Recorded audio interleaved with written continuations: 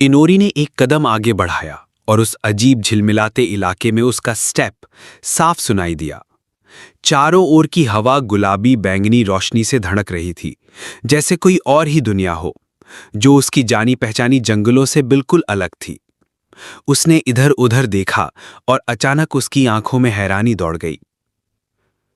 उसके सिर के ऊपर एक चुपचाप चमकती निशानी उभरी, जैसे दिमाग ने खतरे को भांप लिया हो। और तभी रश! 3 सफेद भेड़िए जैसे जीव, चमकती नीली आंखें, धारदार नुकीले दांत और मुंह से बहती लार के साथ घास में से दहाड़ते हुए उस पर झपट पड़े। ग्रे वुल्फ्स, पैक में चलने वाली फींड्स, पहली बार देख रहा हूं। इनोरी के खून से सने चेहरे पर एक हल्की सी शिकन पड़ी, जैसे हालात का अंदाजा लग गया हो। उसके चारों ओर गहरी बैंगनी आभा इकट्ठा होने लगी, मानो कोई पुरानी जादू की किताब खुल गई हो। उसकी उंगलियां फैलीं और उनसे निकले बेहद पतले अदृश्य काले धागे, रेशमी जैसे मुलायम लेकिन मौत जितने सख्त। उन धागों में बैंगनी रोशनी की चमक थी और वे हवा में फैलकर एक बेहद जटिल जाल बनाने लगे। अम्ब्रल वेब। धागे घूमने लगे तेजी से, बेतहाशा। कुछ उसके चारों ओर मंडराए और कुछ बिजली सी कड़कती हवा में दौड़े, सीधा भेड़ियों की ओर। रात की ठंडी हवा में ये आवाजें गूंजने लगीं और दूर पेड़ों के बीच से झांकती चांदनी जैसे खुद उन्हें राह दिखा रही हो। कुछ ही पल में सब शांत हो गया। इनोरी ने हल्के से कराहते हुए आओ कहा और अपना बाजू पकड़ लिया। वो अब उन तीनों भेड़ियों के बीच खड़ा था। उनके सफेद शरीर अब काले चमकते धागों से जकड़े हुए थे, हिलने डुलने तक की ताकत नहीं बची थी उनमें। एक होता तो भी मुश्किल था, और यहां तो पूरी टीम से भिड़ना पड़ा। उसने गहरी सांस ली और घायल पसली की ओर देखा। बिना चोट खाए जीतना नामुमकिन था। उसकी नजर उन शिकारी भेड़ियों पर गई, जो अब खुद शिकार बन चुके थे। काले धागे अब भी क्रीप क्रीप करते हुए उनके शरीर पर रेंग रहे थे।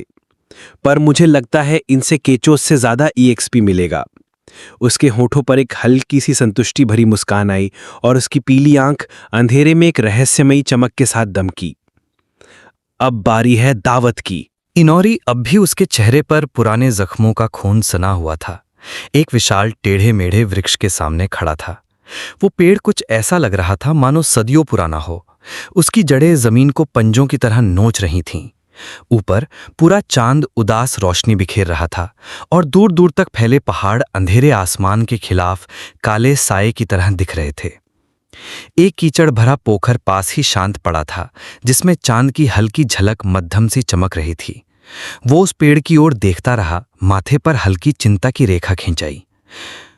ऐसा क्यों लग रहा है जैसे कोई बॉस अभी अभी कूदकर सामने आने वाला है? उसने धीरे से खुद से कहा। उसके पैरों के नीचे जमीन एकदम हल्के से कांपी। फिर उसने खुद को झटका दिया और थकसी मुस्कान के साथ सिर हिलाया।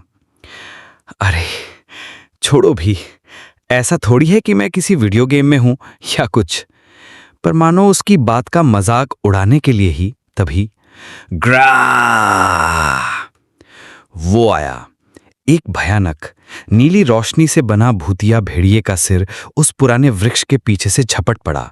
रफ्तार इतनी तेज थी कि इंसानी आंख उसका पीछा भी ना कर पाती।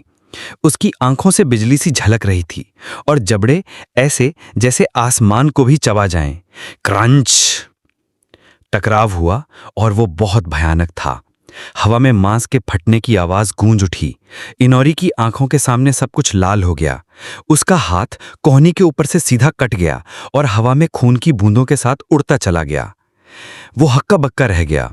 उसके लाल और पीले आंखें उस कटे हुए हिस्से को घूरती रहीं। कुछ समझ ही नहीं आया। उसकी सांस अटक गई और उसके सिर के ऊपर एक चुप सी हैरानी लटक रही थी। बस एक पल और दुनिया पलट चुकी थी। भयंकर सफेद भेड़िया नीली बिजली की लपटों में लिपटा हुआ फिर से झपटा। वैम!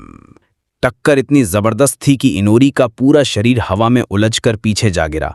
उसके हाथ पांव बेतहाशा हिलते रहे जब तक वो जमीन से टकराया नहीं। चीख उसके गले से फूट पड़ी और चारों ओर धूल और पत्थर उड़ने लगे।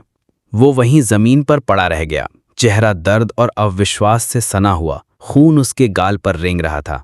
ये क्या था यार?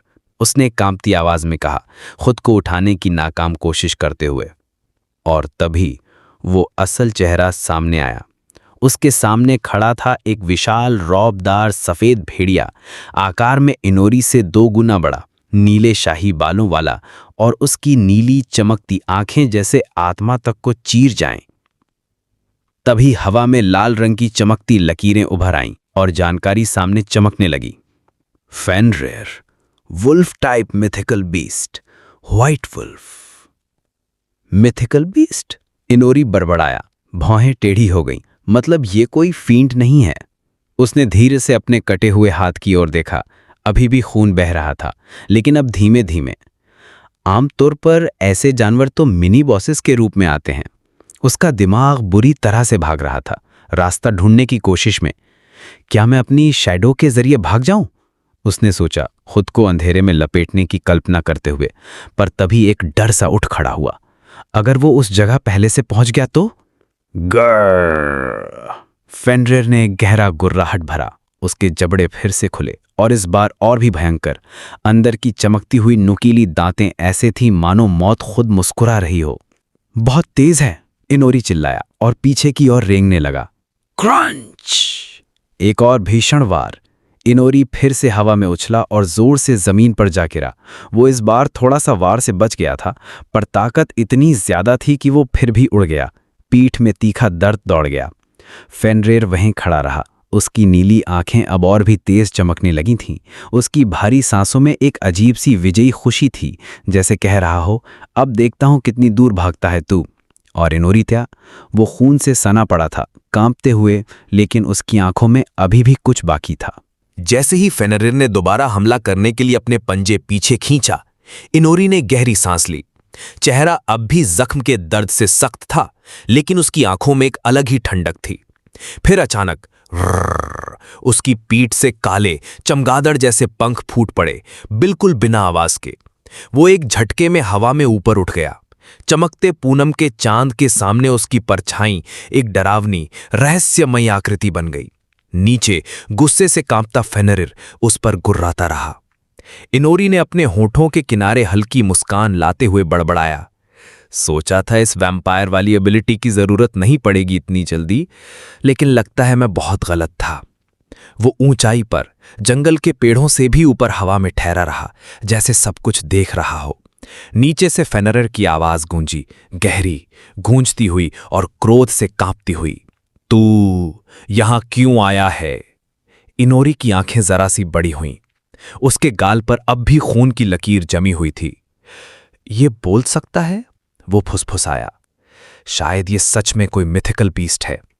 वो धीरे धीरे नीचे उतरा और फिर एक चट्टान पर हल्के से आकर खड़ा हो गया। टैप! पैर पत्थर से टकराए। उसने नीचे खड़े विशालकाय भेड़िए को देखा और थोड़ी मासूमियत से कहा, अगर मैं ईमानदारी से कहूं तो शायद मैं जंगल में रास्ता भटक गया था। फेनरिर की नीली चमकती आंखें और भड़क उठीं। उसके दांत नुकीले होकर बाहर निकले और वो दहाड़ा, झूठ! तूने इल्यूजन स्पेल तोड़ा और सीधे इस डोमेन में घुस आया। तूने मेरे कबीले के जीवों को मारा है। तू घुसपैठिया है और अब तू जिंदा यहां से वापस नहीं जाएगा। इनोरी ने यह सब सुना और उसकी आंखें थोड़ी शांत हुईं। होंठों से बस एक निकला। वो नीचे की तरफ देखता रहा। फेनरिर के गुस्से से कांपती काया को देखकर बोला, जानता है, जितना तू बोलता जा रहा है, उसकी आवाज बेहद ठंडी और शांत थी, उतना ही मुझे यकीन हो रहा है कि ये जगह सच में बहुत खास है।